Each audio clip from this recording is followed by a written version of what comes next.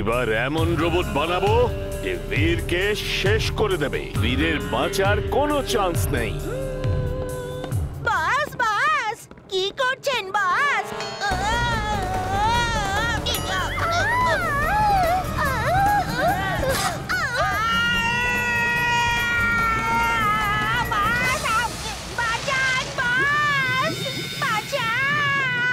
Timbuktu, এটা তুমি কি করলে?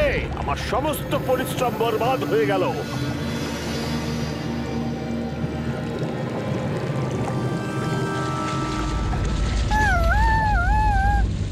বস, এটা আমি কি হলাম?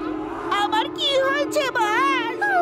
মিয়াও বস, এ তো লিজেন্ড ম্যান হয়ে গেল। Yeah? Mad Max is glad, very very glad. ভুল করেই হয়েছে, কিন্তু তাতে করে এমন জিনিস হয়েছে যা ডক্টর প্রেম সাহাও কোনোদিনই বানাতে পারবে না।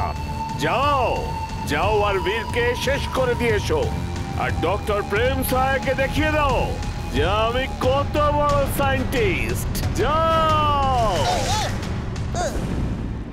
বস বস, আমাকে প্লিজ আগের মতন করে দিন। বীরের সাথে আমি কিভাবে লড়বো বস? ও তো অনেক শক্তিশালী। তুমিও খুব শক্তিশালী।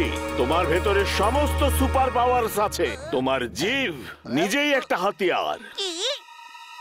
জিভটাই অস্ত্র? এটা কি করছো তুমি? টিম্বাকটু, ছাড়ো আমায়, ছাড়ো।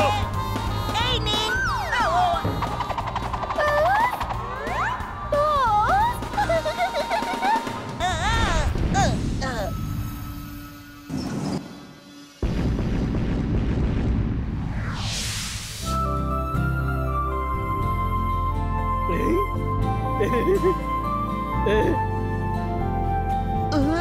চুলবুল, তুমি দোলনায় দোলো, আমি একটু চাট খেয়ে আসছি।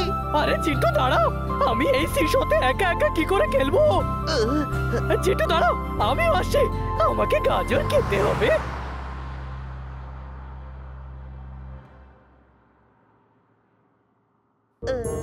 চিন্টু, নাও বীর, হয়ে গেছে তোমার সার্ভিসিং। আমি বরং এই জিনিসগুলো একটু রেখে আসি। আমার তো প্রথম থেকেই সন্দেহ ছিল যে এই বীর রোবট। এক্ষুনি মজা দেখাচ্ছি। একে তো আজ এমন খারাপ করব যে এরপর আর কোনোদিন ঠিক হতেই পারবে না।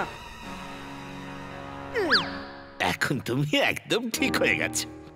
যাও বীর, এখন বাইরে গিয়ে খেলাধুলো করো, খাওয়া দাওয়া করো, যা খুশি তাই করো।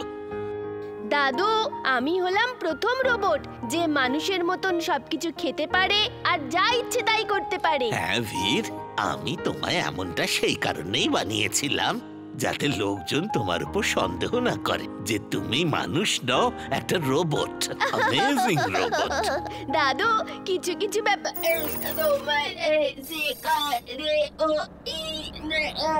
বীর, এসব কি করছো তুমি? কি হয়েছে তোমার? কি হচ্ছে? দাদু দাদু, আমি এখন যাচ্ছি। দাদু, বীরের কি হয়েছে? বুঝতে পারছি না কি হয়েছে। বীর হঠাৎ রোবটের মতন বিহেভ করছে, আমিও সেটাই ভাবছি। বীর, বীর! বীর, এদিকে ভেতরে চলো। হ্যাঁ চলো, ভেতরে চলো। বান্টি, বীর তো বাড়িতে নেই। দাদু, ও বাড়িতেই আছে, না হলে ইমলি চুলবুল এখানে আসতোই না। আমি এক্ষুনি ওদের এখানে আসতে দেখেছি।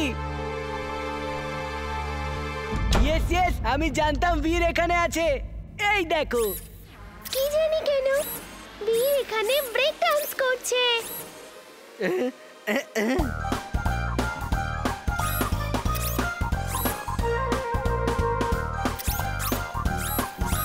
আজকে বীরের রহস্য ফাঁস করে দেবো যে বীর একটা রোবট। মা, বাবা! ইমলি, আমায় বীরকে ঠিক করবার জন্য একটু টাইম চাই। এবার বান্টি সবাইকে ডেকে নিয়ে আসবে। বীর, তুড়ি মারো, এক্ষুনি তুড়ি মারো। ওই একজনই তোমার হেল্প করতে পারে। কি হয়েছে? জিন্টু, বীরের মেকানিজমে প্রবলেম দেখা দিয়েছে। বান্টির সন্দেহ হয়েছে, ওর বাবা মাকে বলে বীরের ব্যাপারে সব কথা বলতে গেছে। কিছু তো একটা করো। চিন্তা করো না, অগ্রাম বগ্রাম আলাম ফালাম ইকরাম তিকরাম দাম দামাদাম।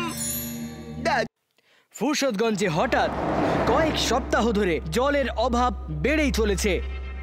আর সব থেকে বড় চিন্তার বিষয় এটাই যে লেকের জলও আস্তে আস্তে শুকিয়ে যাচ্ছে। এই জল কোথায় যাচ্ছে? এত জল দিয়ে কি হচ্ছে? যদি এটা জানতে চান তাহলে দেখুন আজ রাত আমাদের প্রোগ্রাম জলের রহস্য। কিন্তু দাদু, এই হঠাৎ করে জলের সমস্যা কেন হলো? কিছুদিন আগেই তো লেকের জল ওভারফ্লো হবার খবর এসেছিল। এই ব্যাপারটা তো আমার মাথা তো ঢুকছে না বাবা, যে হঠাৎ করে এই জল কোথায় চলে গেল, যখন এখনো এত গরমও পড়েনি যে জল ভেপারাইজ করে উবে যাবে। দাদু, এর জন্য আমাদের কিছু না কিছু করতেই হবে, না হলে ফুরসতগঞ্জের লোকেরা খুব অসুবিধায় পড়ে যাবে। আমাদের জলের রহস্যটা খুঁজে বার করতেই হবে। আজকে দেখতে ভুলবেন না কেমন করে জলের রহস্যের সমাধান হলো। দাদু, আপনার কাছে কি এক বালতি জল পাওয়া যাবে? জল? হ্যাঁ, আমি চান করছিলাম, হঠাৎ করে জল শেষ হয়ে গেল। আমি তো মিস্টার চাড্ডাকে দেখে একেবারে ভয়ই পেয়ে গেছিলাম, মনে হলো কোনো ভূত এসেছে। হ্যাঁ, আমিও ভয় পেয়ে গেছিলাম। দাদু, একটু তাড়াতাড়ি করুন, জল দিন।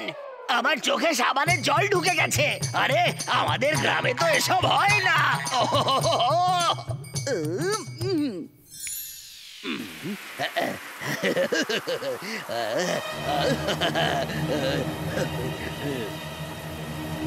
আরে, এই জল কোথা থেকে আসছে? থ্যাংক ইউ ভেরি মাচ বাবা, থ্যাংক ইউ ভেরি মাচ। তুমি সবসময় এরকম উল্টোপাল্টা কাজ কেন করতে থাকো? হ্যাঁ, যখনই করবে তখন ঠিকঠাক করে করো। আমি বলতে চাইছি যে শুধুমাত্র মিস্টার চাড্ডার প্রবলেমটা সলভ করলে হবে না জিন্টু, করতে হলে পুরো ফুরসতগঞ্জের প্রবলেম সলভ করো। না হলে এক্ষুনি তো মিস্টার চাড্ডা স্নান করার জন্য এখানে এসেছিলেন, কিছুক্ষণ পরে পুরো ফুরসতগঞ্জ চলে আসবে স্নান করার জন্য। আচ্ছা, এই ব্যাপার। তাহলে এক্ষুনি দিচ্ছি সব প্রশ্নের একটা উত্তর। আগ্রাম বাগ্রাম আলাম ফালাম ইকরাম তিকরাম দাম দামাদাম। এখন সব বাড়ির উপরে ক্লাউড রয়েছে, কারোর জলের সমস্যা হবেই না। হ্যাঁ জিন্টু, তুমি একটা সমস্যা শেষ হতে না হতে আর একটা সমস্যা খাড়া করে দাও। বন্ধ করো এই সব, আর সবাইকে তুমি ভুলিয়ে দাও এই বৃষ্টির জলের কথা। আরে কি ব্যাপার উপরওয়ালা, অদ্ভুত খেলা দেখাও তুমি। বাহ বাহ বাহ। হ্যাঁ, আগ্রাম বাগ্রাম আলাম ফালাম ইকরাম তিকরাম দাম দামাদাম।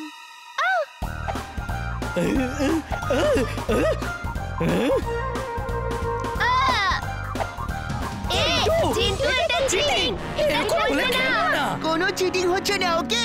এই গেমে কোনো মজা পাচ্ছি না, অন্য কোনো গেম খেলা যাক। সব খেলাগুলোই তো পুরনো হয়ে গেছে, কোনো নতুন খেলা নেই।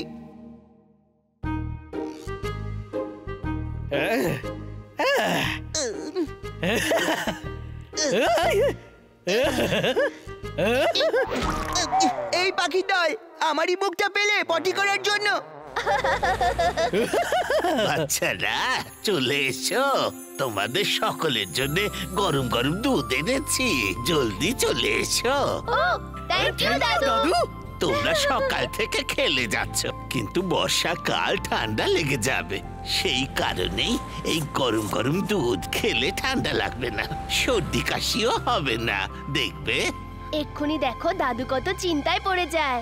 হ্যাঁ হ্যাঁ হ্যাঁ জি। ও বীর, তোমার তো ঠান্ডা লেগেছে দেখছি, এইটারই ভয় পাচ্ছিলাম। চলো জলদি জলদি বাড়ি চলো, তোমার এই অবস্থার বাইরে খেলা উচিত নয় বাবা, চলো চলো চলো। দাদু, তুমি সবসময় ভুলে যাও যে আমি একটা robot. And for your kind information, রোবটের কখনো শরীর খারাপ হয় না।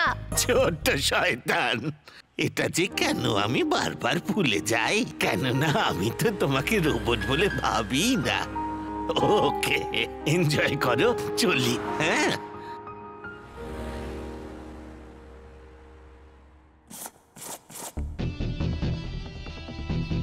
আগড়াম বাগড়াম আলাম ফালাম ইকরাম টিকরাম দমদমাদম।